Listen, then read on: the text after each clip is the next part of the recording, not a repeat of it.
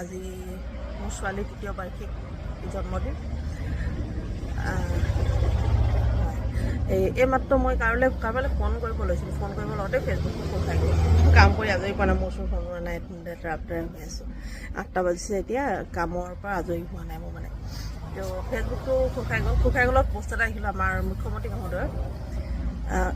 পুলিচৰ গাড়ী কোনে জনাইছিলে কিবা কিবি এইবিলাকৰ সন্দৰ্ভত লৈ তেওঁ আজি এতিয়া ৰাতি প্ৰায় মানে এতিয়া 8টা বাজিলে। মই ভিডিঅ'টো বনাইছোঁ এতিয়া 8টা বাজিলে। তো 8 ঘণ্টা আগত হ'লে মানে 1 মান বজাত হ'ব, ৰাতি 1 মান বজাত তেওঁ ফেচবুকত পষ্ট এটা দিছে।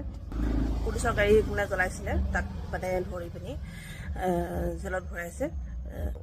সেইবিলাক বস্তু বিচাৰি ফুৰিব পাৰে। আমাৰ মৰমৰ আমাৰ অসমৰ সম্পদটোক মাৰি পেলালে, সেইটোক বিচাৰি পিনি তেওঁ এতিয়ালৈকে মানে কেনেকৈ কি হ'ল কি নহ'ল ভালকৈ তদন্ত কৰি পিনি এতিয়ালৈকে তেওঁ শাস্তি দিব পৰা নাই। কিমান ডাঙৰ কথা। কি দেখাব বিচাৰি আছে আপুনি অসমৰ ৰাইজক? কি ক'ম, ক'বলৈ ভাষা নাই। মানে কি চেঙেলীয়া কালতে ফেচবুক কৰিবলৈ নাপালে কাৰণে ৰাতি এডোখৰলৈকে যি মন যায় তাকে আবুল তাবুল পষ্ট কৰি পিনি দেখাই থাকে নেকি? এষাৰ কথা কৈ থওঁ, এইবিলাক কাম আপোনাৰ নহয়, এইবিলাক কাম হৈছে পুলিচৰ।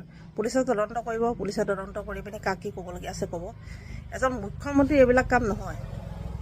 এলেলেও পেলেলেওবিলাকক ধৰি আনি থাকিব, সেইবিলাক আপুনি ফেচবুকত পষ্ট কৰি থাকিব, এইবিলাক দেখিবলৈ ভাল নেদেখায়।